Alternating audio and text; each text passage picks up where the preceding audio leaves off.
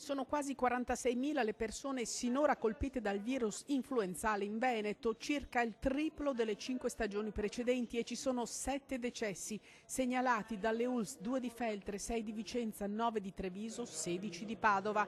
I casi con complicanze sono 56, di questi 38 gravi riguardano persone con gravi patologie pregresse. Quasi l'80% dei casi è una persona che ha più insufficienze, comunque criticità in vari organi. Sono molto spesso, quasi in assoluto, malati che non hanno fatto terapia preventiva vaccinale. L'influenza ora fa paura, i timori sono soprattutto per il virus AH1N1, la suina.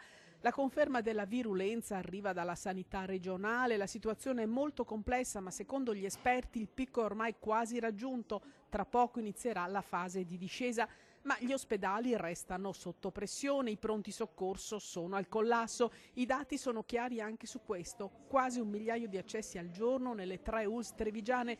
A Belluno non si ricorda nulla di simile negli ultimi 10 anni e sono gli stessi medici a mettere sotto accusa la mancata vaccinazione. La prevenzione questa volta non c'è stata e le conseguenze sono già pesanti. Così a Feltre. I casi continuano a essere 5, di cui 3 di particolare criticità, infatti sono 3 malati trattati in terapia intensiva con supporto respiratorio che sembrano, diciamo, in parte essere stabilizzati.